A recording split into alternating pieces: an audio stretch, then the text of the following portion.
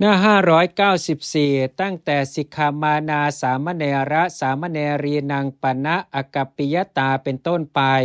แต่สำหรับนางสิกขามานาสามเณรและสามเณรีอาบัติย่อมมีโดยปริยายนี้ว่าความเป็นของไม่ควรย่อมไม่ควร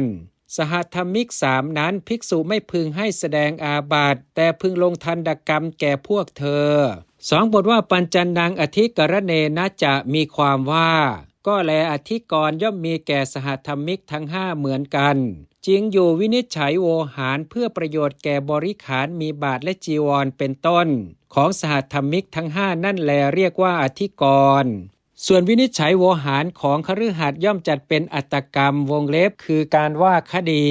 หลายบทว่าปัญจนังวินิจฉัยโยโหติมีความว่า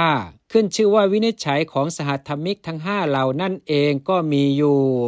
2 บทว่าปัญจนังวูปัสสเมนะจะมีความว่าอธิกรณ์ของสหธรรมิกทั้ง5เหล่านั่นแลที่ได้วินิจฉัยแล้วชื่อว่าเป็นอันระงับไป2 บทว่าปัญจนังเจวะอนาปติมีความว่าขึ้นชื่อว่าอนาบัติย่อมมีแก่สหธรรมิกทั้ง5เหล่านั่นแลหลายบทว่าตีหิฐาเนหิโสภติมีความว่าภิกษุย่อมงามโดยเหตุ3มีสงฆ์เป็นต้นจริงอยู่บุคคลผู้กระทำความละเมิดแล้วกระทำคืนอาบัติที่ยังทำคืนได้ในท่ามกลางสงฆ์หรือในท่ามกลางคณะหรือในสำนักบุคคลย่อมเป็นผู้มีศีลใหม่เอี่ยมกลับตั้งอยู่ตามเดิมเพราะเหตุนั้นท่านจึงกล่าวว่าย่อมงามโดยสถาน3หลายบทว่าทเวกายิการติงมีความว่า